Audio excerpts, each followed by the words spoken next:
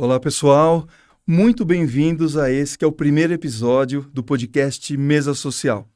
E hoje eu tenho o prazer e a honra de trazer um convidado, palestrante internacional, especialista em gestão com propósito. Mas eu não quero falar agora do currículo dele, que é muito vasto. Eu quero falar o motivo porque eu trouxe ele no primeiro episódio. Se esse podcast está acontecendo, é muito inspirado no conteúdo que ele passa na internet, nas redes sociais, sua mentoria, suas palestras. Então eu fui encorajado a dar o pontapé inicial, que esse seja o primeiro de muitos que virão. O conceito de protagonismo, coragem, muito forte nesse pontapé inicial desse podcast. Eu tenho a honra de receber Rafael Takei.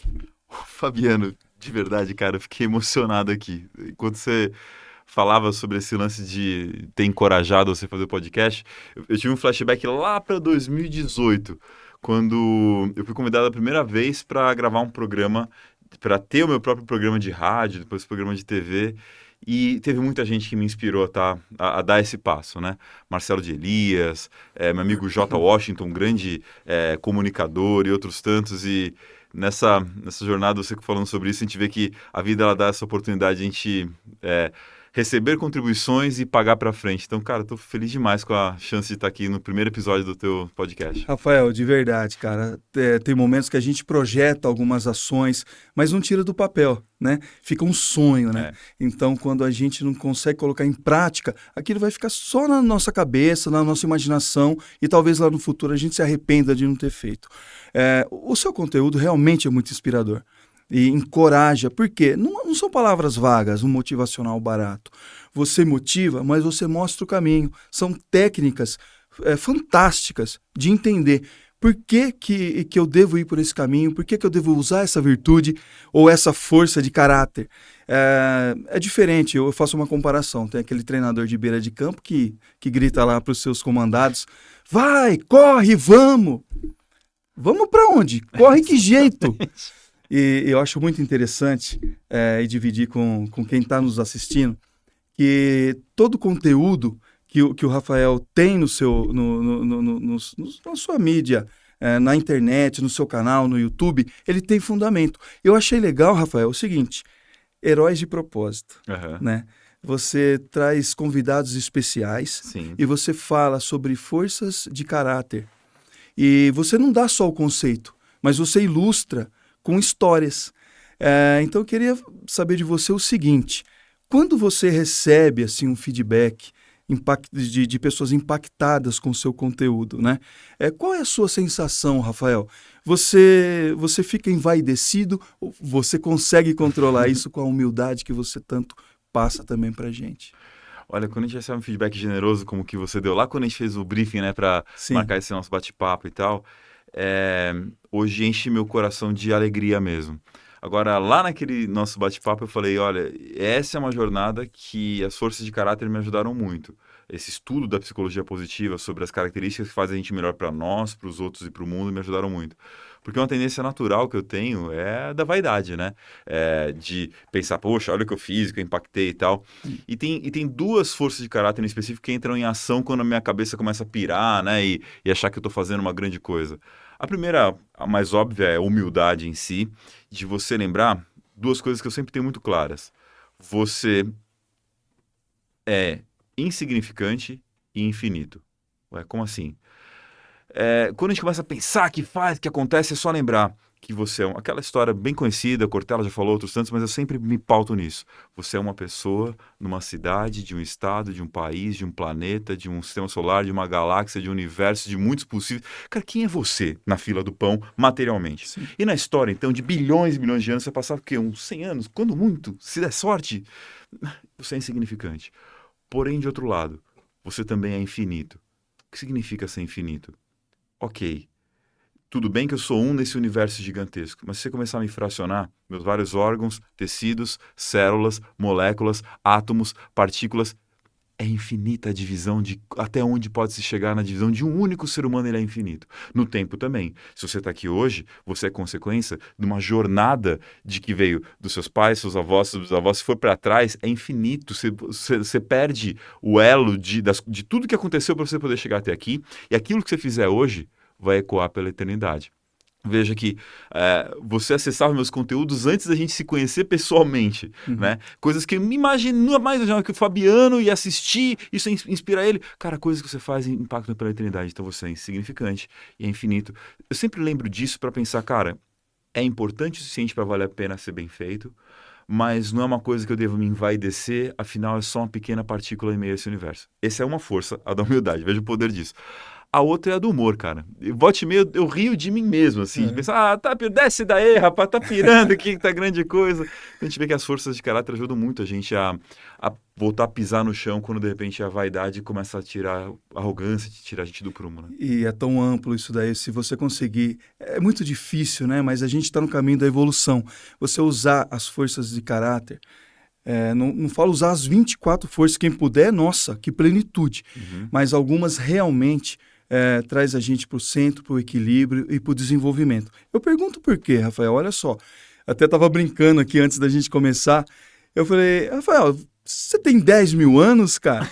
Porque, pô, você vê aqui, o cara é palestrante internacional, especialista em gestão com propósito, já se apresentou mais de 2.000 vezes, tem 20 anos de experiência, assistido por mais de 100 mil pessoas, impactou várias vidas, tanto pessoal como profissional. E aí, quando você olha para todas essas conquistas, né? Você pode esperar o quê? Uma pessoa que chega aqui com ar de arrogância.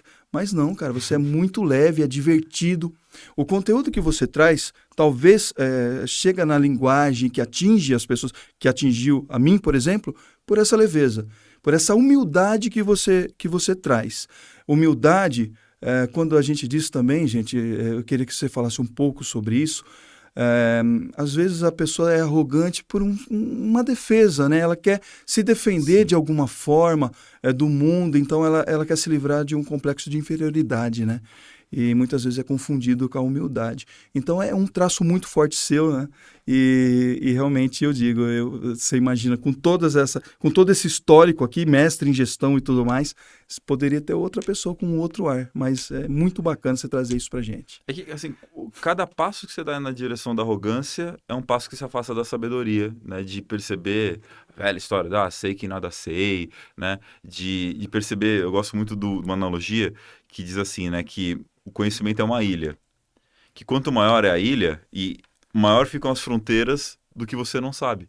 Quanto mais você adquire conhecimento, mais água haverá em volta da sua ilha, porque a sua ilha vai ficando cada vez maior, você vai percebendo a fronteira disso. Quem se perde nesse caminho é uma tolice mesmo, porque você perdeu a curiosidade, o amor pelo aprendizado, que é uma das outras forças de caráter que a gente precisa ter. Você falou sobre a questão de se defender por meio da arrogância, aquela pessoa que... Você sabe com quem você está falando, né? Esse papo todo. Tem uma fábula interessante de um monge que precisava defender, né, o seu vilarejo de um ronin, né, um samurai errante que ele era famoso por saquear vilarejos e tal. E quando esse samurai chegou com sua armadura gigantesca, o pessoal falou, monge, você não vai colocar, né, sua armadura para poder enfrentar, usar sua arma? Ele falou, olha, eu preciso me preocupar pouco com ele. Porque se ele tivesse vindo de cara limpa, né, de roupa somente do corpo, eu teria que me preocupar porque quanto mais armadura você veste, maiores são suas vulnerabilidades. Ou seja, se esse cara tá vindo com estudo de armadura, que ele tem muita vulnerabilidade para ser explorada. A gente vai aprendendo que a Brené Brown, né, uma autora maravilhosa que fala sobre o poder da vulnerabilidade, a coragem de ser imperfeita, é o livro que se popularizou dela, que a grande força que a gente tem é quando a gente primeiro é capaz de olhar para nossas vulnerabilidades, os desafios que a gente tem, as dores, as dificuldades, as limitações, reconhecer e buscar solucionar, né? A gente estava antes de iniciar o bate-papo aqui, batendo papo sobre paternidade, né? Eu, você, o Duca aqui, que é responsável pelos estúdios, está no estúdio aqui do Duca, e 3 homens muito preocupados em como educar nossos filhos. E batendo um papo vulnerável de que a gente não tem todas as respostas, cara. Exato. Pensar que nossos pais, eles tinham que vestir aquela armadura de que sei tudo, mando, faço, aconteço. E, cara, hoje, obviamente, você não vai ser permissivo, o filho pode, acontece e tal, mas parar para pensar, eu preciso aprender a ser pai. Tá aí, por exemplo, uma vulnerabilidade. Preciso diariamente pensar e repensar a forma como eu educo para conseguir ser alguém um pouquinho melhor. Se em cada coisa da vida a gente olha com esse olhar de que, ok, me reconheço até onde sei e percebo que ainda não sei, e estou nessa busca constante de saber mais, você se torna um ser humano melhor a cada dia, né? Os japoneses têm um nome para isso, eles chamam de Kodawari. A palavra mais famosa da melhoria contínua é o Kaizen, certo? Sim. Quem trabalha na área de qualidade, gestão, Kaizen, melhoria contínua. Só que tem uma palavra que antecede a melhoria contínua, que é o fato em si, que é o Kodawari. É o desejo de ser melhor que você mesmo a cada vez que você faz algo. Saca? É o desejo incessante de ficar um pouquinho melhor a cada vez. E aí você fala, Fabiano, você já tentou ficar um pouquinho melhor em alguma coisa? Sim. Todos tentamos, certo? Sempre. Dá um trabalho doido, não dá? Dá. Você jogava bola, por exemplo. Jogar um pouquinho melhor, fazer um passe melhor. Um trabalho doido. E às vezes você nem percebe a sua melhoria. As pessoas não percebem. Só, então, qual a vantagem dessa melhoria?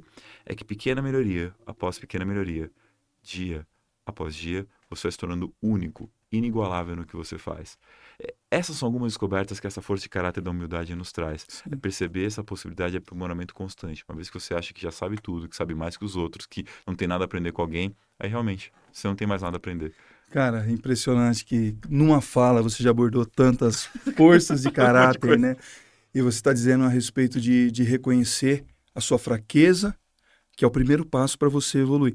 E muitas pessoas têm aquele receio, né? Se eu reconhecer a minha fraqueza, eu vou expor a minha vulnerabilidade. Uhum. E como eu vou lidar com isso daí? Porque as pessoas se preocupam muito com o julgamento, né? Sim. E aquele tal negócio, cara, se você fizer, você vai ser julgado. Se você não fizer, você vai ser julgado.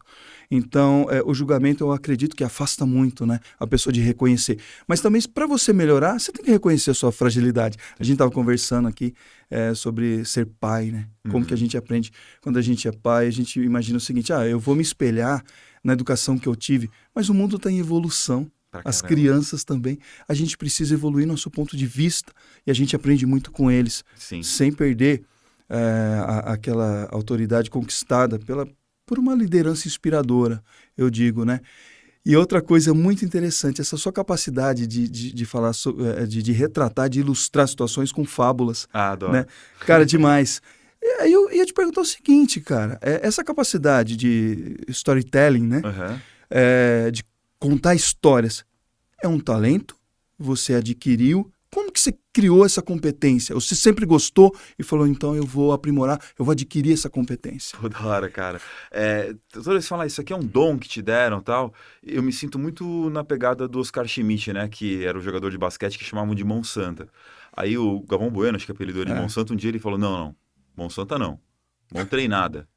Aí, né, ficou aquela situação constrangedora, aquele clima pesado. E ele falou assim, olha, presta atenção, eu faço mais de 1000 arremessos por dia.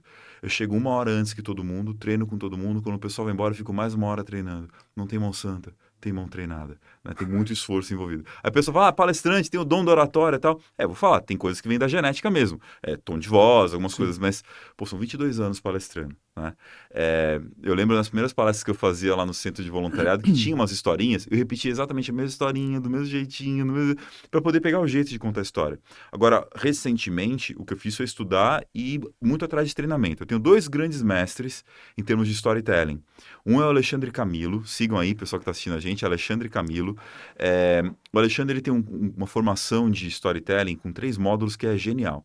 A primeira é o momento em que você destrava em relação a contar histórias. Sim. Confesso que foi legal, a experiência, sim, estar com as pessoas, contar, me deu algumas dicas, tal. Primeiro, mas assim, para eu que já era palestrante há alguns anos, foi mais pela curtição de estar lá. Mas para quem já tem uma dificuldade de oratória, não se sente um contador, já vai ser um grande avanço. A segunda, o bicho já pega mais porque ele vai mais profundo. Ele começa a ajudar a gente a acessar as emoções. A gente entender numa história como é que você acessa a raiva, a tristeza, emoções positivas e negativas, porque a história ela precisa ir oscilando, né? Então, você vai descobrindo nas suas próprias histórias que valem a pena serem contadas, né? O segundo é o momento das emoções. E na terceira é a jornada do escritor. É como é que você começa a escrever as suas histórias, reescrever as suas histórias, né? E como é que você conta isso em palestras, em reuniões, e no dia a dia, de uma forma que fique atraente para as pessoas. Então, o Alexandre é um grande mestre, recomendo. O outro que eu gosto muito, inclusive eles se conhecem, é o Johnny Galvão. O Johnny foi o fundador da SOAP, State of Arts Presentation. É o cara que, pra você ter uma ideia, ele era o cara que, junto com a empresa dele, montava as apresentações para os CEOs das empresas. Lembra do Robinson Shiba, do Shining Box? Sim. Uma palestra linda que ele fez para Endeavor, contando a história dele, né? Eu confio em você e tal. Roteiro do Johnny, slides do time do Johnny, entendo? Então, assim, ele é um cara que manja muito. E eu participei do Palestras Fora de Série, organizado pela Polo Palestrantes aqui, né? Pelo Denis, o Johnny e o Marrom. O Denis, que é o dono da Polo, manja muito do mercado de palestrantes. O Johnny, que é esse cara que hoje tem a Plot, né? Que foi muito além de storytelling corporativo. Hoje ele faz grandes trabalhos para ajudar a questão de storytelling. E o Marrom, que é um humorista e apresentador dos mais brilhantes que tem no Brasil. Os três ajudaram muito. Mas o Johnny, especificamente, me ajudou a aprimorar ainda mais o roteiro. Cara, storytelling é roteiro. O modelo que as histórias são montadas, desde, recentemente, Joseph Campbell, Robert McKee dos estúdios Disney, ele tem um caminho. Vou dar a dica aqui, o Johnny, que não fique bravo com storytelling. Pensa aqui se a história não tem justamente esse mesmo passo a passo. Vem cá. Era uma vez é o quê? Eu estou introduzindo o personagem. Eu estou contando sobre alguém. Quando eu vou contar a minha história lá de como é que eu fui bicampeão brasileiro de Kung Fu, por exemplo, era uma vez um adolescente, um japonês baiano, eu brinco que eu falo, né, que meu pai é japonês e a mãe é baiana, que gostava de artes marciais, né? E aí era uma vez, e aí eu era um menino nerd, queria me destacar de alguma forma, então você vai contextualizando, você vai apresentando um personagem que as pessoas se identificam. Era uma vez. Que todo dia, aí você apresenta a rotina. Todo dia, depois que eu consegui encontrar uma academia, eu treinava, me dedicava, aí surgiu um campeonato, eu comecei a me dedicar mais e tal. Até que um dia, é a terceira etapa, até que um dia acontece um incidente incitante. Qual que é esse dia? O dia que eu vou pro campeonato e tomo uma surra. Né? Então todo mundo fica esperando que eu vou, né? Vou lá, ganhei Daniel San, né? Não, tomo uma surra. E por causa disso, aí começam todos os desdobramentos da história, complicações crescentes. E por causa disso, a gente vai aprendendo que o herói, aí onde entra a vulnerabilidade que você me perguntou, o herói que nos atrai hoje, cada vez mais, não é um herói perfeito. O Super-Homem perdeu a graça, porque ele não... é só Kryptonita, é só isso que pega esse cara. Nós temos várias outras vulnerabilidades possíveis. Então, o cara vai se confrontando com os limites dele, vai descobrindo como superar cada um dos limites, até que finalmente a grande virada da história. Até que finalmente, aí na palestra lá de protagonismo, ele mostra como vencer cada um dos vilões e tal, faça uma grande descoberta, e desde então, minha vida muda de tal forma. Se você seguir esse roteiro, era uma vez que todo dia, até que um dia, aí começa a decair a vida, por causa disso, por causa disso, até que finalmente a vida sobe, e desde então, cara, segue esse roteiro, no storytelling ele é fortíssimo. Cria uma conexão, né? Cria uma conexão de vida eu percebo real. assim, bom, pelo menos para mim funciona muito essas histórias. Sim. Funciona muito. Por quê? Você tem o conceito e você tem a história para ilustrar. E aproveitando, falar do canal do Rafael, galera, tem as 24 Forças, em que ele fala do conceito de cada um, e ilustra com histórias. E é uma história mais interessante do que a outra.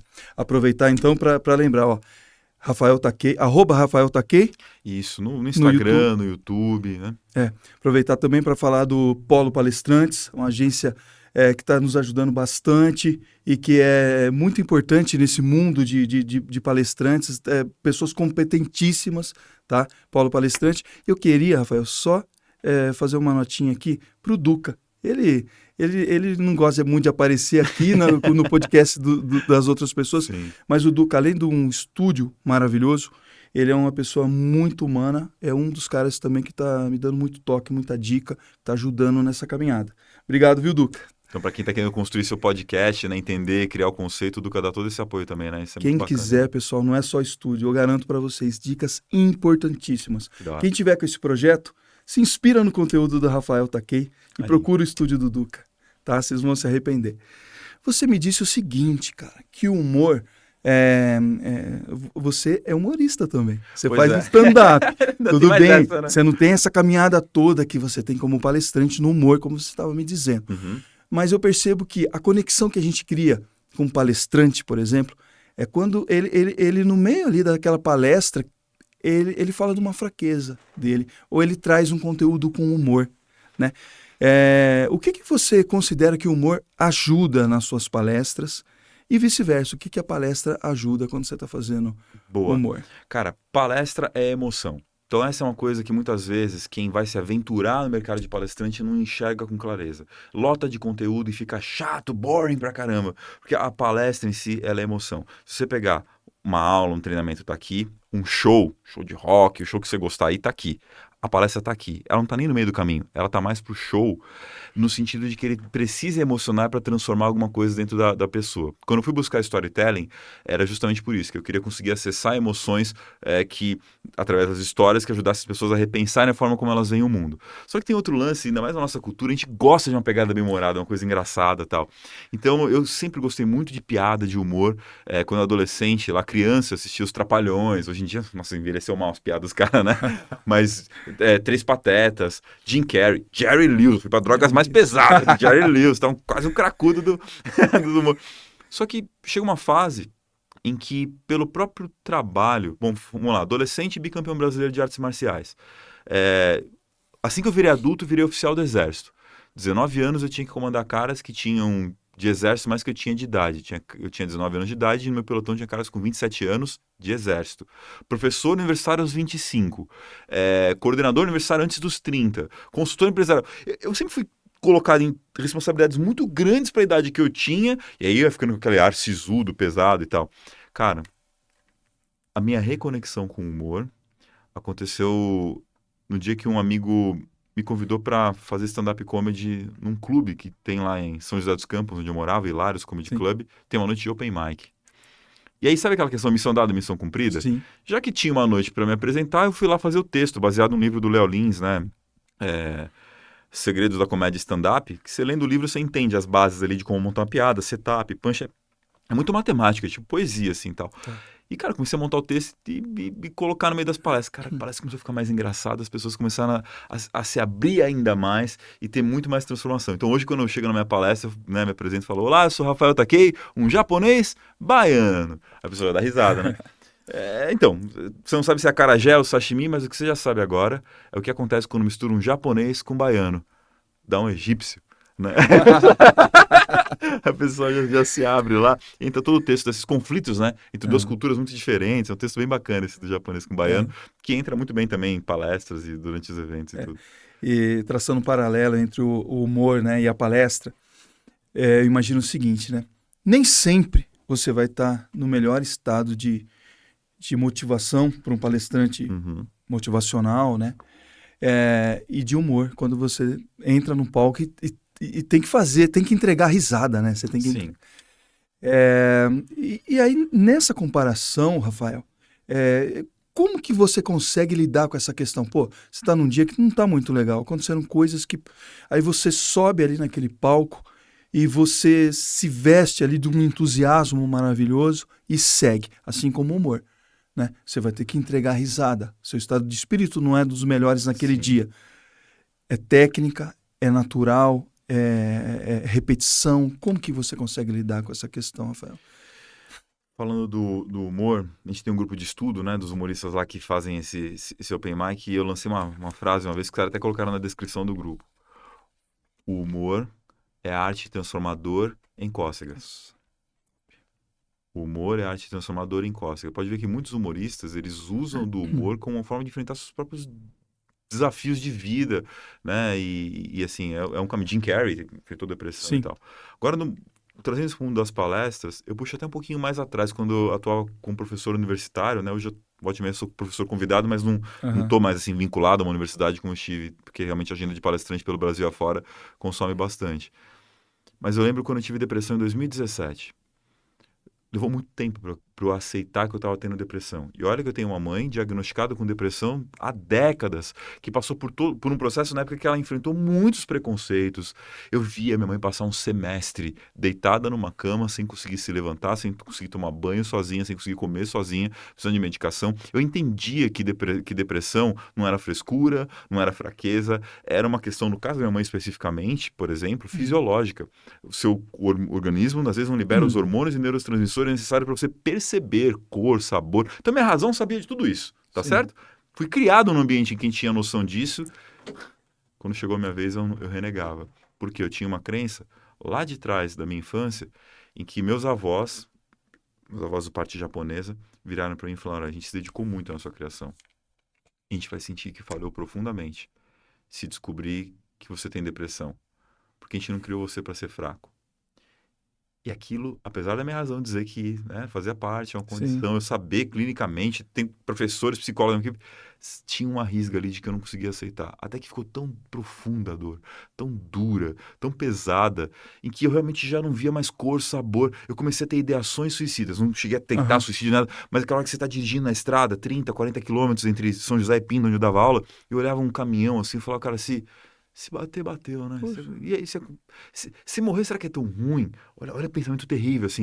Não, de repente acaba esse sofrimento. Olha a loucura do que se passa quando você já não tá mais vendo cor, alegria, sabor. Por que eu tô dando todo esse cenário, Fabiano? Porque apesar de toda essa dor, quando eu entrava em sala de aula e dava a minha aula com os alunos, eles aprendendo, eu ali naquele palco, naquele pequeno palco com 20, 30 pessoas, eu encontrava meu lugar no mundo. Eu chegava, eu me arrastava, eu sofria para dirigir, para levantar, para preparar a aula, um sofrimento desgraçado, mas quando eu chegava lá, eu sabia exatamente onde eu queria estar. Eu voltava, muitas vezes, energizado.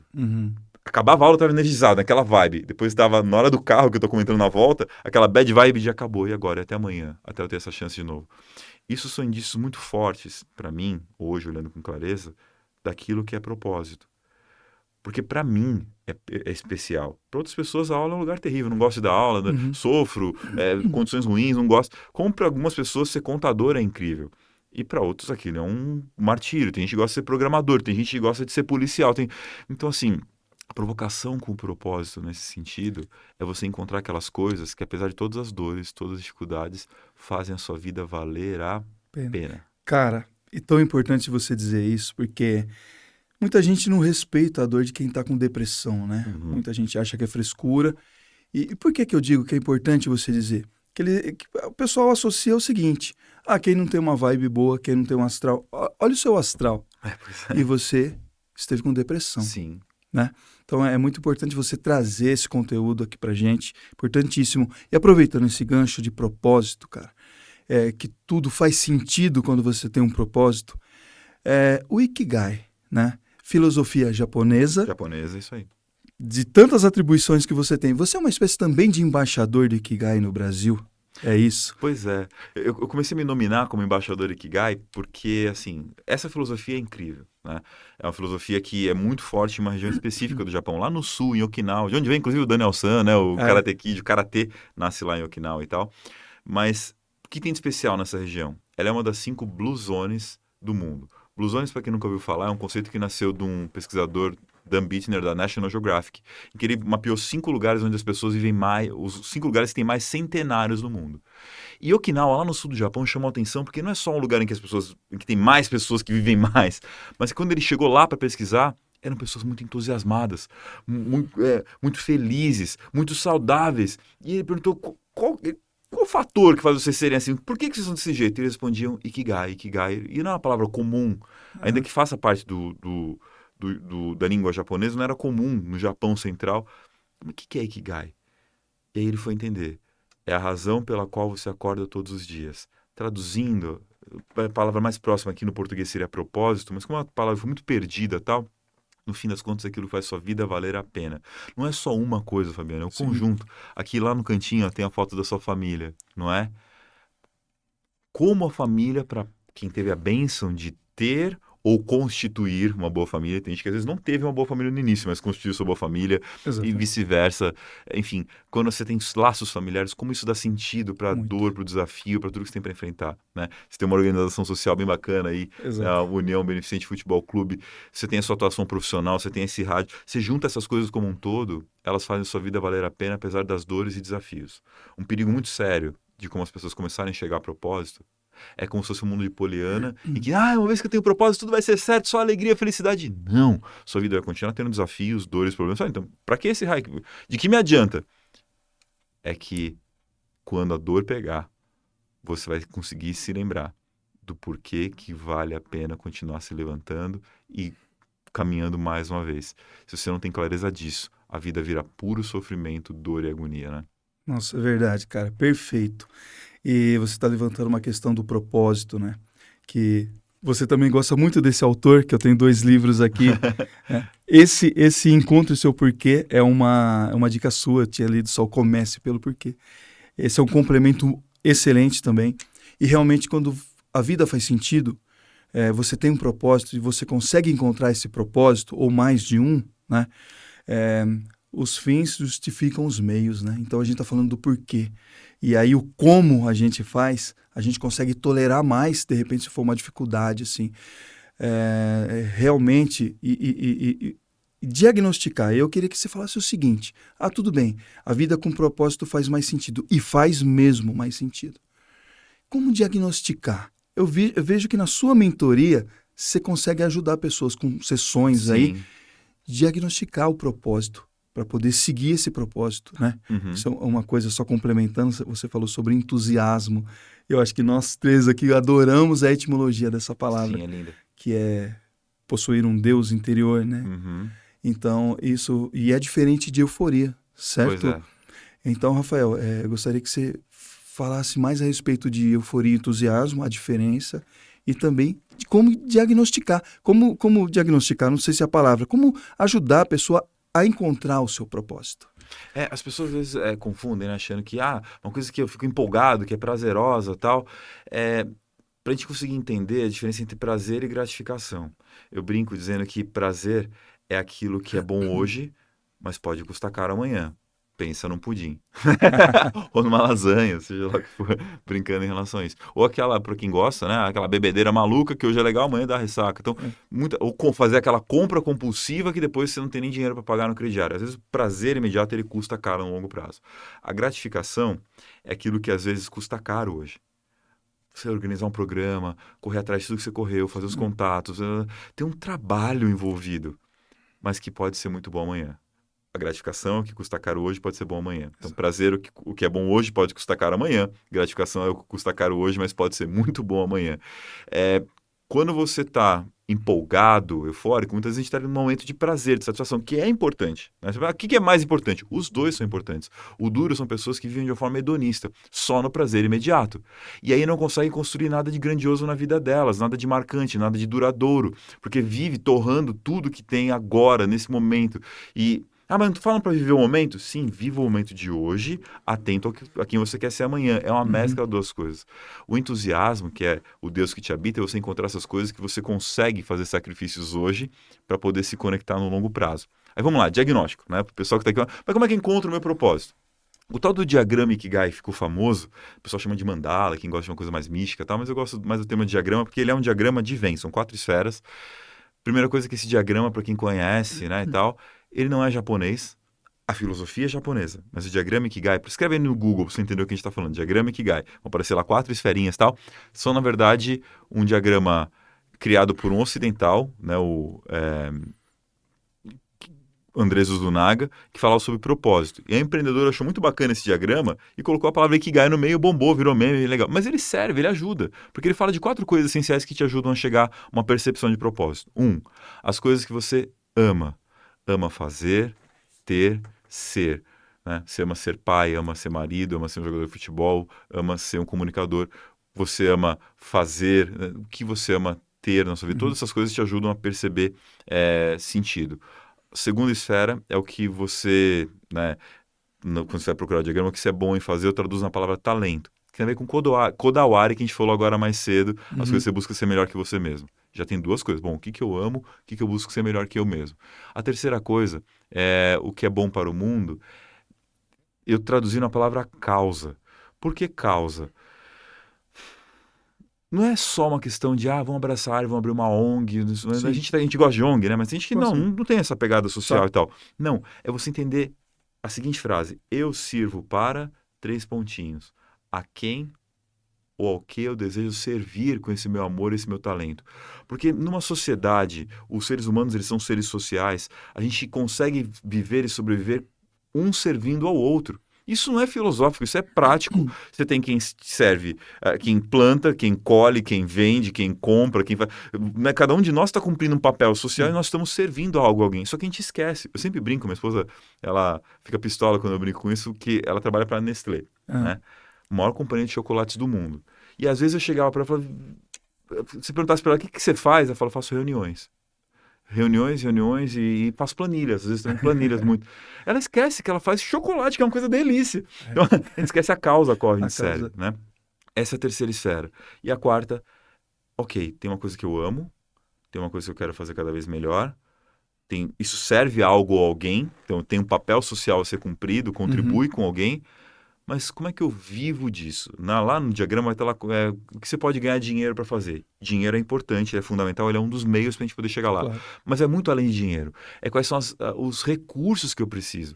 Pessoas, tempo, competência, dinheiro e tal. Eu consegui ter essa visão de planejamento para sair do sonho, do desejo e conseguir trazer isso para a minha vida. Em resumo, quando eu convido as pessoas a pensarem em cada uma dessas esferas, é você primeiro mapear, colocar elas separadamente e depois ir encaixando como é que você traz isso cada vez mais para sua vida. Porque quanto mais você fizer dessas 4 coisas, do conjunto delas, e fizer coisas que estão conectadas umas com as outras, parece para mim, eu amo fazer, busco fazer cada vez melhor, contribuir com as pessoas, sou bem pago para isso, pô, que maravilhoso, encontrei uma coisa que faz minha vida valer a pena. Quanto mais você faz essas coisas, mais sua vida vale a pena, saca? Com certeza. E assim, quando a gente fala de felicidade, né, a gente está falando, às vezes, de um estado momentâneo, né, um estado momentâneo. E é uma busca muito desenfreada hoje para ser feliz, né? O que eu faço para ser feliz e tal? Aí, de repente, a pessoa condiciona o estado de felicidade a um bem material. Uhum. E quando ela atinge, sei lá, um carro, um iPhone moderno e tudo mais, ela vai ter breves momentos de felicidade. Sim. E depois ela deve voltar ali para aquele seu estado. E é nesse momento que achar um sentido maior para a vida, um propósito, ele transforma não só a felicidade, ele não traz felicidade, ele traz autorrealização, ele traz realização. E quando você se realiza fazendo, é mais duradoura esse sentimento do que breves degustação de relampejos de alegria. Legal, cara. Ó, a explicação mais científica que encontrei para isso até hoje, mais prática para a galera, é um modelo que vem da psicologia positiva, né? Que tem um livro Florescer, do Martin Seligman, que mostra isso. O que é florescimento? É a sensação que eu tô crescendo, que eu tô evoluindo, tô avançando. Vou falar ao contrário, não tem vezes na vida em que parece que tudo tá indo por água abaixo? Em que nada dá certo, em casa, no trabalho. Não é uma desgraça você estar em um círculo vicioso. O florescimento é um ciclo virtuoso que você constrói na sua vida e a boa notícia é, dá para você construir esse florescimento. O modelo do florescimento é o modelo PERMA. Hoje evoluiu para PERMA V. Vamos lá, são 6. PERMA era 5, agora V tem um 6º item. Qual que é o primeiro? P. Positive emotions. Ter emoções positivas. Então, não dá para negar que comprar aquele celular, aquela roupa, traz uma satisfação imediata, traz um prazer. Ninguém está contra isso. O problema é você querer basear tudo em uma perna só. Cai, isso é física, né? Só emoções positivas não vão ser suficientes. E mais, não vai ser só em bens materiais, obviamente, que a gente tem emoções positivas. O que foi estudado até por um cara que morava no Brasil, Losada, Marcial Losada, é o que se popularizou na psicologia positiva como razão Losada. Você sente que sua vida está florescendo quando você cria uma relação de 3:1. 3 emoções positivas para cada emoção negativa. O que você não pode é terceirizar para que o mundo te dê 3 prazeres a cada momento. E que você vai ter que gastar dinheiro para conseguir fazer isso. Não tem dinheiro que aguente para cada dor que o mundo te dá, você comprar 3 coisas. Não dá. Mas tem uma coisa que é estudada e as várias correntes concordam em relação a isso, a boa e famosa gratidão, né? Tem uma técnica chamada diário de gratidão, em que você para pensar literalmente no final do seu dia, 3 coisas pelas quais você pode agradecer hoje. Isso é ultra estudado, não só pela psicologia positiva, a neurociência, até quem detesta a psicologia positiva concorda que diário de gratidão funciona, porque é um negócio que você registra 3 coisas para agradecer. E o que você está fazendo aqui? Você está criando a trilha neural de lembrar, de apreciar a sua vida e as coisas que você já tem. Você está condicionando o seu cérebro a sair da via da reclamação e começar a entrar na via do agradecimento e da contemplação. A mente que agradece é a mente que não reclama. Você aumenta o índice de satisfação com a vida quando você contempla. Diário da gratidão é 1. Diário do elogio. Tá, o trabalho tá difícil, tem aquela pessoa que te atrapalha. O que você tem para elogiar em relação a esse trabalho, apesar das dores? A gente entra muito feliz, muito satisfeito no trabalho, e depois perde, né, o gosto, o tesão por aquele trabalho. Então, P. Aumente as emoções positivas através de você deliberadamente pensar no que tem de positivo, apesar do negativo. Não é negar, não é esquecer as coisas negativas. Preste atenção nelas também. Mas reforce as partes positivas que te energizam. O PERMA, o segundo é E, de engajamento. Vamos lá, engajamento. Você foi atleta, né, Sim. Fabiano? Legal.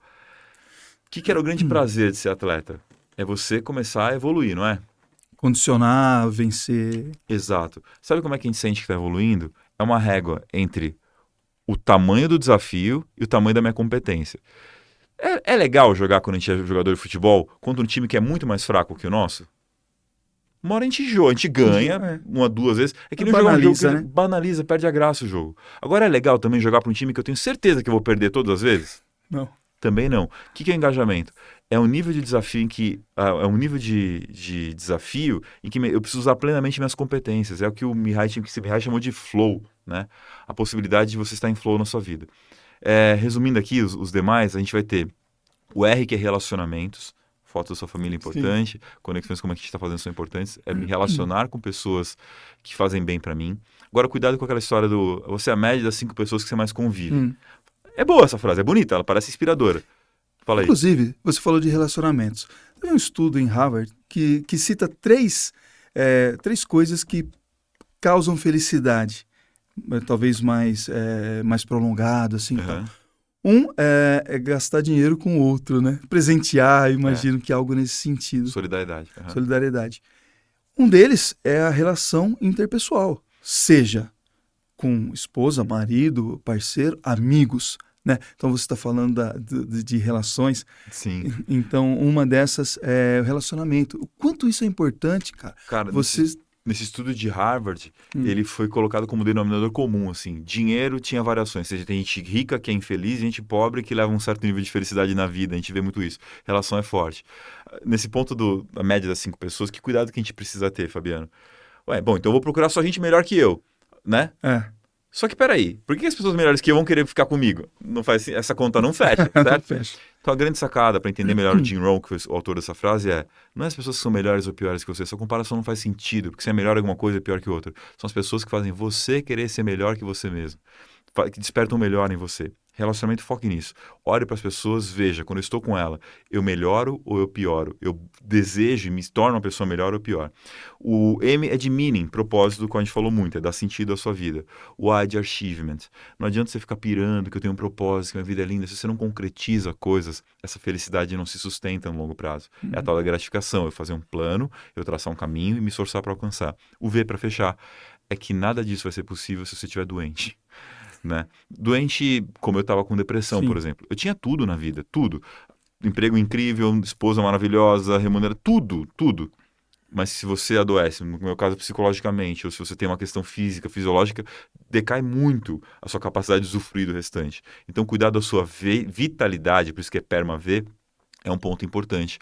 Alimentação, exercícios, tudo aquilo que te coloca em sono, vital sono, vai te deixando nesse ponto.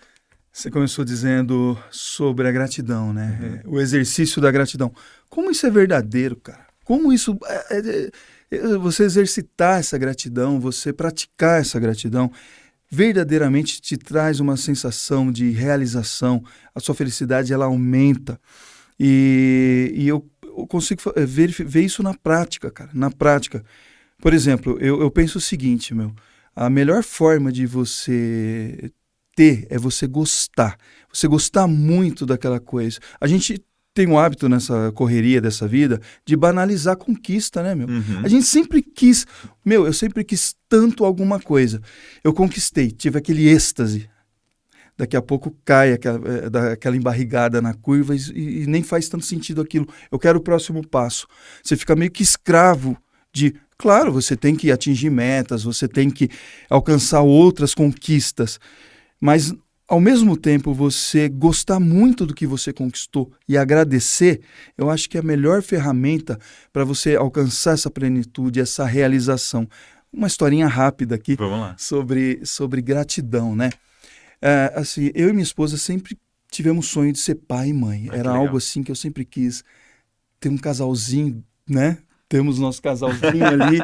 maravilhosos, família que a gente aprende muito com eles e tal. Mas assim, não foi fácil, cara.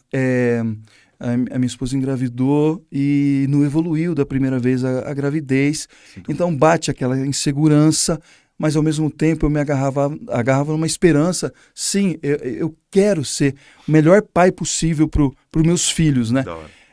Eu não tive um pai muito presente, ele faleceu, eu era criança. Mas eu me inspiro muito na minha mãe, que foi mãe, pai e tudo mais, e eu queria devolver muito do que ela me deu, assim, né? De educação, de amor e tudo mais. Bom, aí nós tivemos o nosso filho, o nosso primeiro filho, tem 7 aninhos hoje, o Vi. Depois veio a Gabriela. Cara, eu poderia deixar aquele sentimento só ali na maternidade, né? Pô, nasceu, maravilha, tô em êxtase. Cara, todo dia eu agradeço pela vida dos meus filhos. Todo o dia. E eu exercito isso. Eu falo muito para eles, eu me declaro e eu estimulo eles a se declararem, a falarem de saudade, de amor e tudo mais. E eu me surpreendo muito com isso.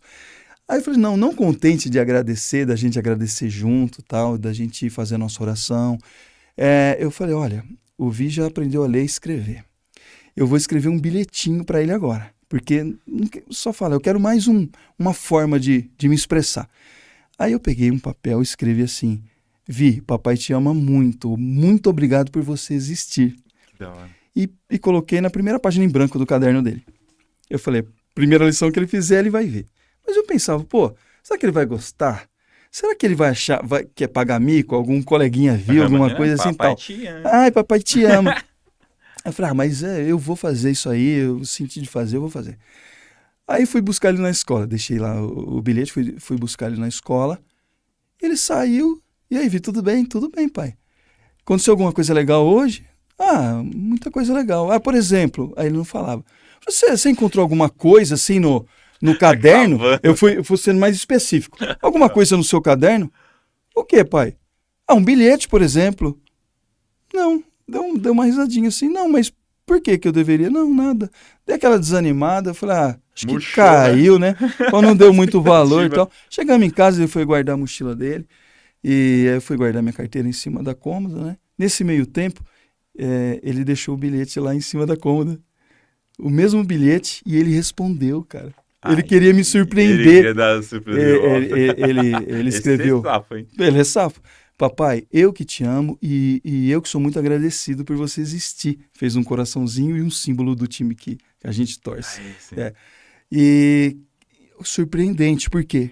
Porque, primeiro, ele quis me surpreender, ele respondeu e depois ele falou, eu falei, você gostou, filho? Ele falou, quando eu vi o bilhete, pai, eu faltei eu explodir de emoção dentro da sala. Então, assim, é uma forma de me entusiasmar com o dia a dia, entusiasmo, e praticar, exercitar a gratidão. Eu estou agradecendo todos os dias a vida dele e eu quero, a cada dia, poder evoluir como pai, poder melhorar e reconhecer minhas fraquezas. Quando eu fraquejar, onde eu fraquejei?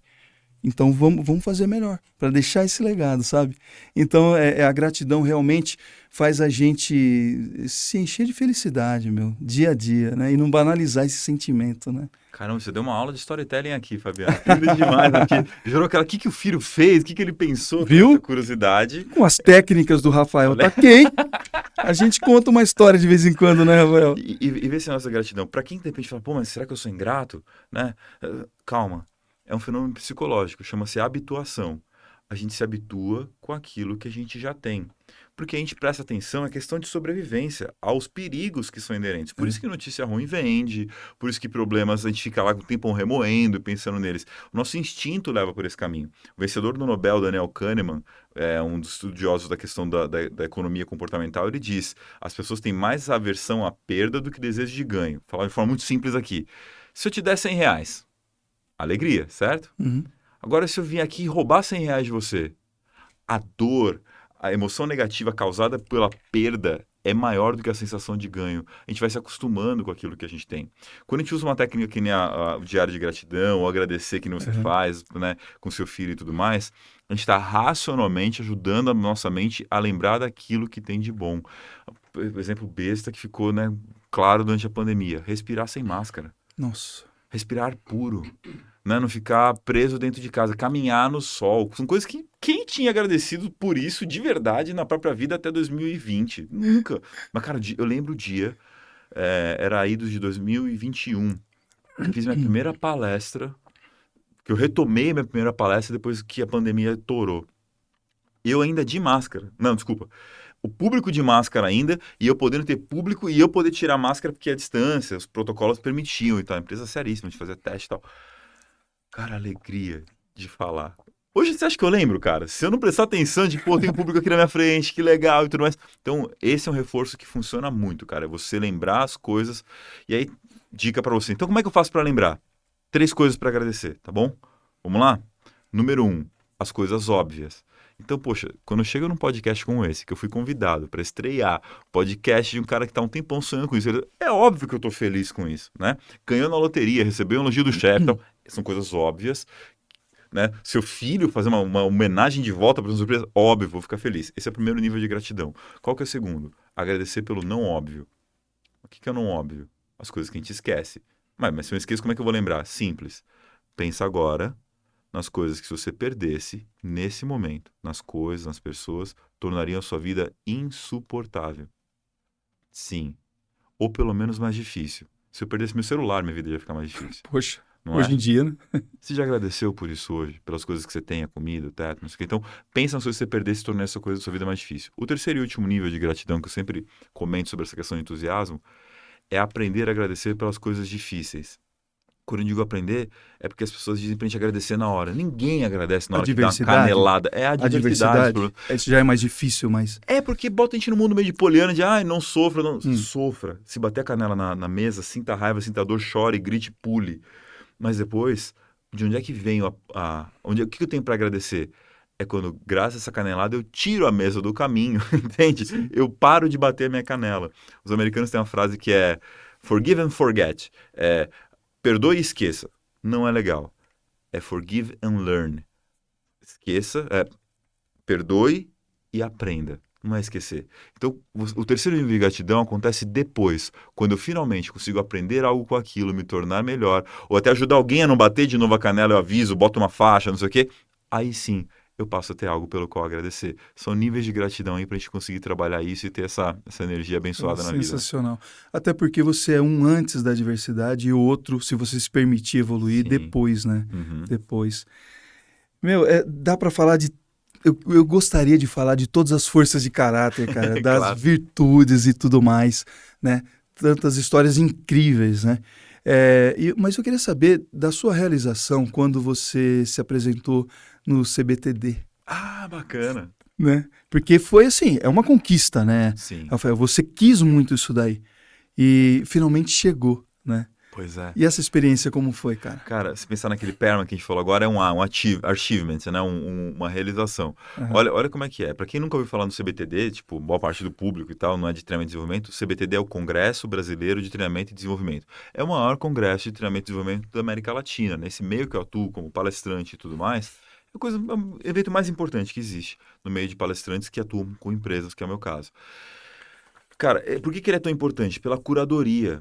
Anualmente, sei lá, mais de 500 pessoas se inscrevem para tentar apresentar seu trabalho no CBTD.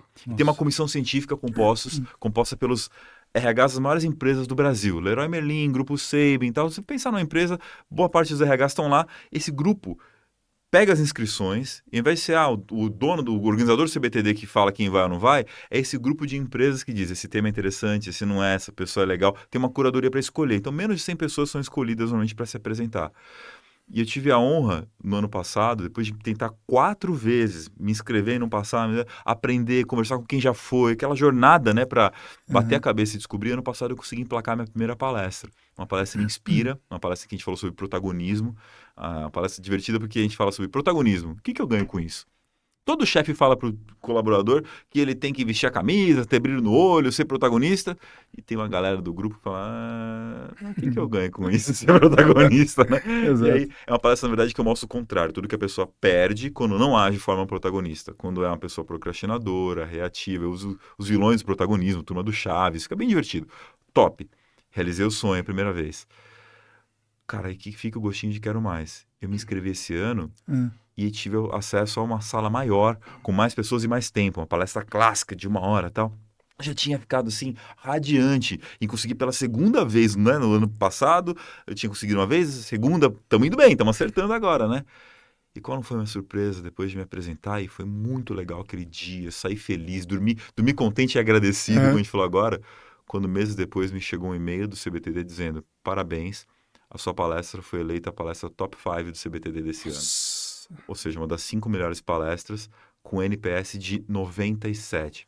NPS, né, galera, sabe quando você faz lá uma avaliação, fala, avalia esse atendimento. Você indicaria para uma pessoa, dá uma nota de 0 a 10 do quanto você indicaria para uma pessoa. Se for 9 e 10, conta positivamente. Se for 7 ou 8, neutro. De 7 para baixo, baixa a nota.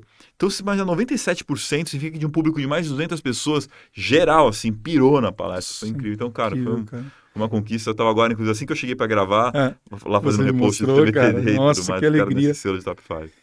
Rafael, a gente enfrenta um desafio hoje que as redes sociais, tanto para o bem como para o mal, ela exerce uma pressão nas pessoas de quem elas devem ser, né? E quando a gente fala de propósito, a gente precisa descobrir quem a gente verdadeiramente quer ser, quer seguir, qual é o sentido e como a gente distingue se esse propósito está sendo imposto por alguém, né? Porque assim, na rede social tá ali, comparações, pessoas vendendo a felicidade e tudo mais. Isso obriga as pessoas a pertencerem a alguma classe. E o que isso você acha que causa nessa confusão entre quem eu quero realmente ser e quem as pessoas querem que eu seja, que eu estou seguindo? A real é que eu vou descobrindo também quem eu quero ser por meio das expectativas do que a sociedade me apresenta. Talvez, Fabiano, você toca algum instrumento? Não, um instrumento que você saiba, porque talvez tenha algum instrumento que não existe que você poderia ser o melhor musicista do mundo. Ou seja, você só vai ser bom naquilo que você experimentar e que seu contexto trouxer, né? Mas respondendo de uma forma mais direta, menos filosófica e direta nesse sentido. Todo mundo quer pertencer, quer fazer parte e tudo mais, mas tem uma técnica. E aí, quem está assistindo a gente pode fazer junto. Vamos fazer agora, vamos fazer online. Que ajuda a gente a perceber o que é nosso e o que é inferência que vem de fora, ou coisas que eu estou me prendendo que não fazem mais sentido. Eu chamo de técnica dos 3 mundos. Técnica dos 3 mundos é o seguinte, vamos fazer mesmo juntos. Tá. Imagina, Fabiano, que tem 3 mundos paralelos, tipo o mundo da Marvel aqui, né? Tá com o Groot aqui na nossa frente, em que tem universos paralelos. 3 mundos diferentes, em cada um deles uma versão diferente sua. Essa é a regra número 1. Nenhum desses mundos você vai ser a mesma pessoa. Agora vem um benefício nesse mundo. Em nenhum deles você precisa se preocupar com dinheiro. Tranquilo. Você não vai ser bilionário, você não vai ser Elon Musk, não vai ser Bill Gates, Steve Jobs, mas você terá dinheiro suficiente para viver de forma digna. Ok? Em cada um desses 3 mundos. Pô, o que você faria da tua vida em cada um desses 3 mundos? Pensa um instante. Você que está assistindo a gente, o que você faria da sua vida em cada uma dessas 3 versões em que você não precisa se preocupar com dinheiro? Ó, eu sei que leva um tempinho, vai tá porrada, né? Eu falei que não ia ser filosófico, mas é prático, quer ver? Vamos fazer o seguinte, eu falo você fala um, e aí o pessoal vai pensando, vai dando tempo pro pessoal refletir. Em um dos meus mundos eu seria humorista, cara. De verdade, eu até contei aqui, comentei. Em um dos meus mundos eu seria palestrante motivacional. Olha aí, boa, né? Porque, cara, se eu tivesse dinheiro suficiente, é isso que eu faria da minha vida, sacou? Segundo mundo meu, sabe canal off, os caras que vivem de lifestyle, assim, né? Eu viveria de esportes radicais. Quando eu saí do exército, lá nos idos de 2012 e tal, eu pensei em pegar minha compensação pecuniária e me mudar para Nova Zelândia e começar a filmar eu fazendo aventuras, saltando de paraquedas, surfando, lugares incríveis e postar isso em alguma rede, YouTube, na época que tinha surgido há 5 anos atrás, era uma coisa pequena e tal. Quer dizer, em resumo, no segundo mundo eu seria uma blogueirinha, né?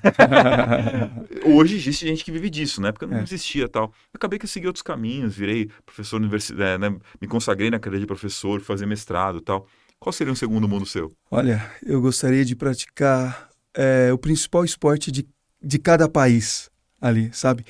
Não de todos, mas eu queria assim pegar qual é o esporte número 1 aqui de um país da América Latina, ou da Europa, ou de um que realmente foge dos convencionais. Vai pra Índia, faz cricket, por Isso, exemplo, sei lá. exatamente.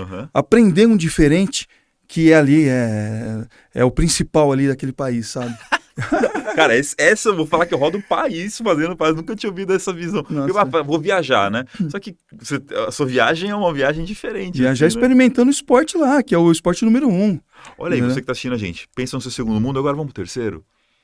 No meu terceiro mundo, eu trabalharia com desenvolvimento humano, ajudando as pessoas a acreditarem com responsabilidade em si, nos outros e no que fazem para que elas tenham mais sucesso e felicidade na sua vida. Faria isso por meio de palestras, treinamentos, mentorias, programas de podcast. Já ficou na cara que é basicamente o que eu faço da minha vida, é meu terceiro mundo. Se o seu que está assistindo a gente não é exatamente, né, o que você vive, calma, calma. Porque poderia ter um quarto, quinto mundo que a gente pensaria aqui. Eu hoje tenho esse benefício, essa bênção de viver um dos meus mundos, ele é o que eu faço. Qual seria o seu? Trabalhar numa grande companhia com uma missão e visão e valores incríveis que eu me identificasse, mas com o meu perfil de gestão de pessoas, inspirando as pessoas, Legal. liberto de qualquer tipo de influência, principalmente se for negativa. Querer levar positividade e mostrar que é possível produzir e entregar com humanidade. Olha, quem te conhece aqui, depois fala sua rede social, o pessoal te conhecer mais. @Fabiano Siqueira 76. @Fabiano Siqueira 76 vai saber que você está exatamente caminhando nessa direção no seu terceiro mundo. E essa é a sacada. As pessoas, mas que sorte, hein, Rafa? Você vive disso, que sorte. Lembra do Monsanto, Mão Treinada? Tem um quê de sorte, nunca negue. Porque, poxa, qual a minha primeira sorte? A genética, né? A família que eu recebi, os apoios que eu tive. Tive várias sortes, várias pessoas que me abriram as portas. Tem um quê de sorte, mas tem muito de esforço, de preparo e de continuar caminhando. Na minha trajetória, 22 anos, fazendo palestras, indo, vindo e descobrindo meu caminho. É bem por aqui, não gosto de ir lá. É continuar caminhando. Para você que está assistindo a gente, o Fabiano perguntou pra gente onde é que a gente descobre a diferença entre o que as redes sociais estão dizendo e aquilo que a gente realmente quer. É pela experiência, pelo experimentar. Quando você olha para esses três mundos, você começa a sair daquele modelo de sucesso enlatado, de que vai ser só o dinheiro, ou só aquele cargo, ou só aquele prestígio. Isso vai ser meio para você poder ir cada vez mais longe. Hoje, ser um palestrante cada vez mais reconhecido, nacionalmente, internacionalmente, faço palestras em inglês e tudo mais, é um caminho para a minha mensagem chegar mais longe. Ela ir mais além, porque a palestra por si só me basta. Estar com meu filhinho Miguel, como a gente teve ontem lá, foi para um show de ilusionismo, ver ele maravilhado com 4 aninhos, a gente voando e ficar pirado. Estar com a minha esposa e a gente curtir juntos, construir a vida juntos. Estar com meus amigos dar risada, fazer meu esporte, jogo basquete, surfo, faço minhas coisas. Essas coisas se bastam por si. Entende? Subir num palco de stand-up, fazer uma piada, não deu certo, no próximo eu corrijo, ela funciona. Essas coisas se bastam por si só. Aí você encontra coisas em que o dinheiro, as oportunidades, o sucesso, o prestígio se tornam meio para você chegar mais longe e ter mais daquilo que faz sentido na sua vida. A dor de muitas pessoas é que no caminho para alcançar o sucesso elas se afastam da felicidade. Elas começam a topar coisas que custam caro demais. Meu amigo Marcelo de Elias, ele tem uma frase que eu adoro, meu mentor na carreira de palestrante. Se custou a sua paz, custou caro demais. Pensa nas decisões e escolhas que você vai fazer, e quando chegar lá na frente falar, valeu a pena. Fiz e hoje eu estou satisfeito de ter vindo por essa caminhada. Frase, né? Então tá aí um exercício. É como se fosse ganhar perdendo, né, cara? Ganhar perdendo é ótimo, né? Perdeu, mas ganhou, perdeu. E é impressionante, às vezes o pessoal fala assim, poxa, mas é fácil, você é otimista. O Rafael é otimista. Mas, Rafael, o pessoal coloca no campo pejorativo, né, a questão do otimismo, né? Aí eu pergunto para você o seguinte, né? Tem o pessimista, tem o otimista e tem o otimista realista, cara. Tem. Que ele espera o melhor, mas como que seria isso? É uma visão diferenciada? Teve um episódio lá do programa Herói de Propósito em que a gente falou sobre a questão da cautela, da coragem, né, e tal. E aí eu contei a história do paradoxo de Stockdale, né? Stockdale é uma história real, esse cara existiu. Ele foi um almirante da Marinha Americana, piloto, inclusive, né, que tem os caças, né, da Marinha e tal, e que foi abatido no Vietnã. E esse cara, ele foi o que mais trouxe sobreviventes do campo de concentração. Mais pessoas sobreviveram sobre o comando, sobre a liderança informal dele no campo de concentração vietnamita do que em qualquer outro lugar. E aí foram entrevistar, perguntaram, almirante, qual foi o seu segredo? E aí ele devolveu a pergunta, né? Ele fez tipo o que o Chaves falava pra gente não fazer, né? Quando ele pergunta com ele virou pra galera e falou assim, quem você acha que mais sobrevive? O otimista ou o pessimista? O pessoal meio que por caminho, o otimista, né? Falou, bom, acertou em partes. Porque realmente os pessimistas eram os primeiros a morrer, Nossa. já que eles não vinham, em meio àquele sofrimento, nenhuma perspectiva de que iam sobreviver, de que ia dar certo, não tinha nada ao que se agarrar, eles são os primeiros a se entregar mesmo. Os primeiros a morrer são os pessimistas. E aí? E eles são seguidos pelos otimistas. Por quê? O otimista, ele pensava, não, hoje não deu, mas no Natal, nossos meninos, né, os outros soldados, não vão deixar a gente ficar aqui, eles vão resgatar. O dia que mais morria a gente era o dia 26 de dezembro. Porque passava o Natal, ninguém resgatou, perdi minha esperança, morri. Entendeu? De otimista, a pessoa ela cai para uma desilusão que é terrível. Aí fala, bom, então quem que sobrevive? O que você comentou que é otimista realista. É aquele que espera pelo melhor e se prepara para o pior. Ele popularizou muito esse conceito de que, ok, nós esperamos sobreviver e vamos fazer tudo o que estiver ao nosso alcance para viver o próximo dia. É um dia após o outro. O que a realidade realmente me entrega hoje? Que comida que nós temos? Vamos racionar. Porque se eu fico otimista, não, vai dar certo, então vamos comer tudo que amanhã vai dar. Deus proverá, vai dar certo. Ah, vamos gastar todo o dinheiro porque depois vai vir uma Mega Sena. Não, cara, você se torna temerário, você começa a ficar descuidado, você começa a ficar imprudente. Esse otimismo ele vira ilusão, ele vira delírio se ele for exagerado. O otimismo realista é aquele que eu olho o meu contexto e adequo às expectativas. O que a realidade está me dizendo que eu posso esperar da situação? O que eu posso esperar é que, bom, por enquanto ainda tem comida, alguns passam por tortura, a gente precisa ter algumas informações que a gente vai ter que liberar aqui que não comprometam o restante das Forças Armadas. É olhar para essa realidade e ver o que a gente pode fazer a partir do que a realidade nos apresenta. E a partir daí esperar pelo melhor e se preparar pelo pior que vier pela frente. Então, cara, esse é o otimismo realista na vida, né? Pessoal, quando eu falo que é uma história melhor que a outra, vocês têm que entrar ali na @RafaelTakei, no YouTube, no site Rafael Takei. Uma história melhor que a outra, ilustrando todas as forças, as virtudes. É impressionante, né? E, Rafael, dentre as suas palestras, você fala de liderança, você tem palestra de comunicação. Sim. Importantíssimo, né, Nossa, cara? vital. Motivação, educação, inspiração, vendas, entre outros. Não vamos falar de todos, mas ali, comunicação, né, cara? Uhum. Às vezes a pessoa acha assim, poxa, eu não vou me expor porque eu sou tímido, eu sou introvertido. Ou, né, isso é para quem é extrovertido.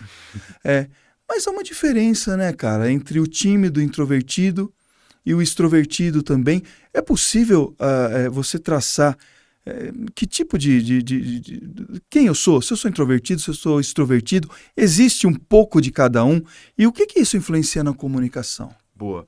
Notícia chocante para quem se considera tímido, tem medo de falar em público e tal. Alguns dos maiores comunicadores que a gente tem no mundo, sejam humoristas, sejam atores, sejam até palestrantes e tudo, são pessoas introvertidas. Mas peraí, calma. Existe uma diferença entre tímido e introvertido. Essa é a primeira coisa que a pessoa precisa entender. Tímido vem de temere, que é de ter medo. É ter medo de falar em público até o ponto que te paralisa. É ficar realmente apavorado.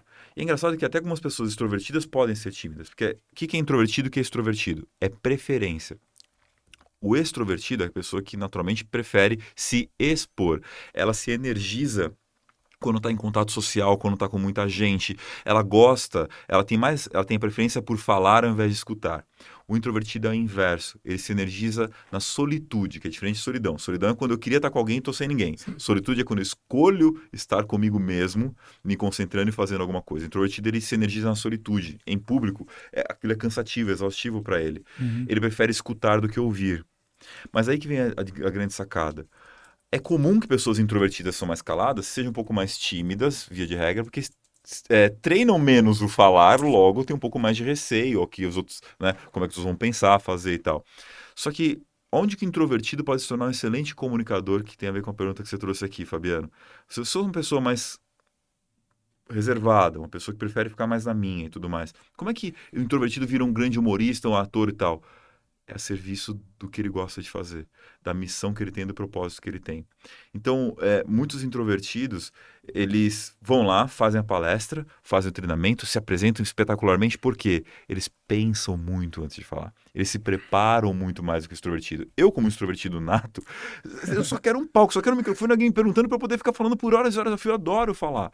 Por si só, falar me energiza. O introvertido, já que ele vai precisar falar para poder expor, para se conectar, eles tendem a se preparar muito mais do que o extrovertido faria. Logo, quando ele fala, quando ele se apresenta, a tendência é que ele esteja muito mais preparado.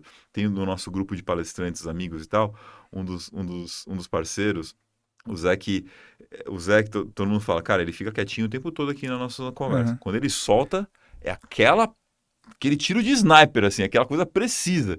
Então é a questão da introversão. Tem um livro, para quem tem esse desafio, para entender a diferença entre introversão e extroversão, que é O Poder dos Quietos, da Susan Cain.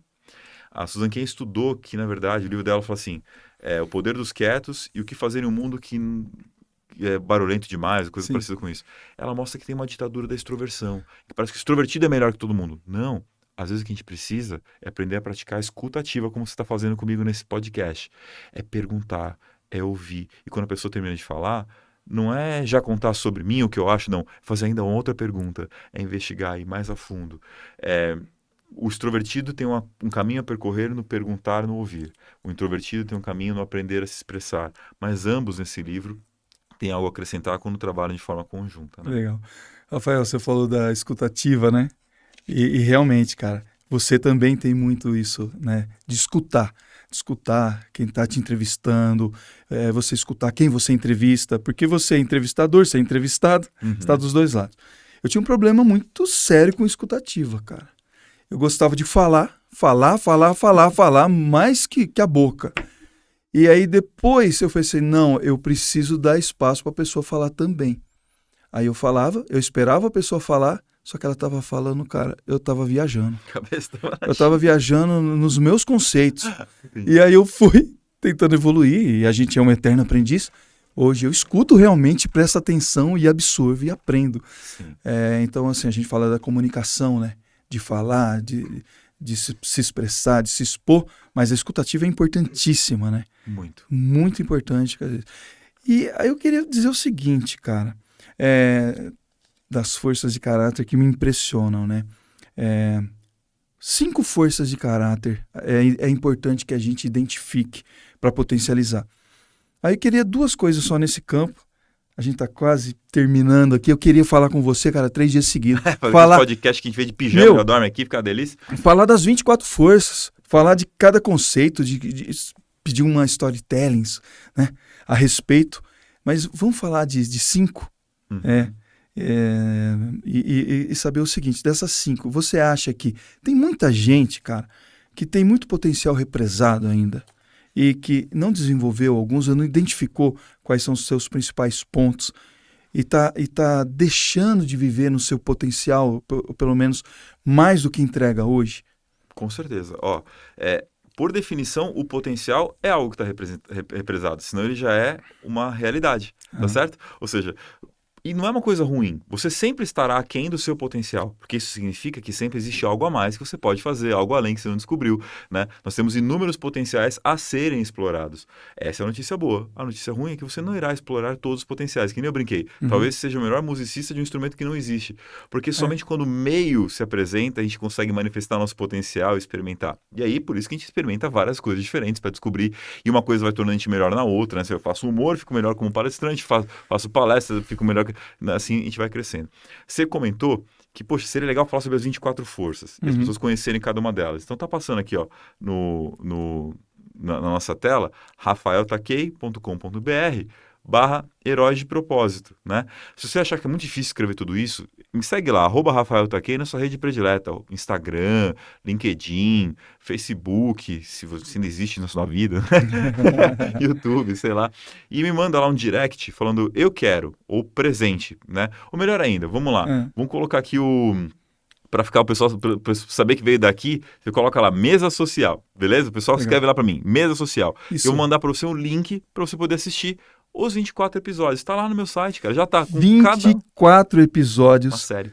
É uma série. E cada episódio, conceitos, opinião e um entrevistado, alguém para ilustrar aquela força. Incrível, cara, transformador. eu indico para todos que puderem entrar no site do Rafael Takei. Vocês vão ficar inspirados, transformados e vão aproveitar muito. Eu tenho certeza que vai impactar a vida de muita gente. E assim, Rafael, aí você dizendo das forças, a transcendência, né, que ela traz ali, as que eu mais me identifico, né, beleza e excelência, é isso mesmo? Admiração da beleza e excelência. Admiração da beleza e excelência, gratidão, esperança, bom humor, espiritualidade. Então, assim, cada um consegue identificar. Tem algumas forças que são mais traço de certas pessoas do que outras? Tem sim. O que são essas 24 forças? O fundador da psicologia positiva, Martin Seligman, se juntou com outros autores, né? Christopher Peterson, um grande pesquisador, e eles foram atrás de encontrar características que são universais. Então, eles estudaram mais de 3.000 anos da humanidade para vários códigos de conduta, a Bíblia, o Alcorão, enfim, o Bushido dos samurais, para tentar encontrar ali quais eram características universais que faziam a pessoa ser melhor para ela, para os outros e para o mundo. Aí que vem do meu propósito, ser melhor para si, para os outros e para o mundo, né? Coloquei desse trecho. E essas 24 características estão lá, né? A questão é que cada um de nós tem um pouco mais de um pouco mais de outro. São nossos superpoderes, são as coisas que quando a gente faz, a gente se energiza, são as coisas que são inatas a gente, características que estão lá. Essas 24 forças, então, elas foram juntadas em 6 virtudes, né? Tem 6 virtudes, cada uma com suas forças. Essa virtude que você falou da transcendência, ela tem várias forças que ajudam você a ir além do que é concreto, do que está na sua frente. Quando eu brinco que o humor é transformar a dor em cócegas, eu pegar a dor, que é o concreto, e conseguir rir dela, conseguir rir de mim mesmo, assim por diante. Quando a gente olha a espiritualidade, mais do que uma questão religiosa, e a religião, religare, é um caminho para me conectar de novo à espiritualidade, são as minhas respostas para o sentido que a vida vai ter. Sentido que eu dentro do meu sistema de crença, dou para a vida.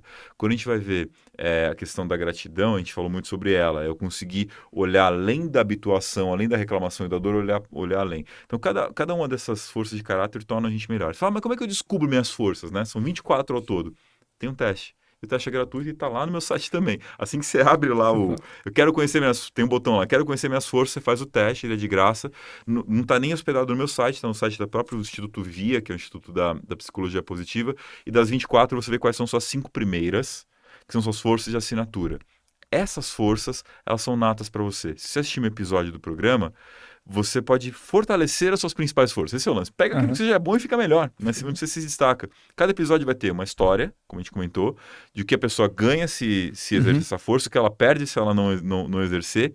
Vai ter sempre uma entrevista com gente como a gente, que tem essa força como uma das suas forças de assinatura, contando como é que é viver essa força, e tem técnicas baseadas em ciência e na prática de como é que você desenvolve essa força na sua vida. Então você vai poder descobrir quais são as suas, quais você quer desenvolver, tem lá tudo, tá? É um presente aí para quem está assistindo a gente. E assim, eu não posso encerrar sem falar desse último tema. Bora. Que aí, é um aprendizado. Eu tô aqui, cara, um dos principais propósitos é enriquecer o meu conhecimento e poder também transmitir. Hoje em dia, fala-se, o mundo muda muito constantemente.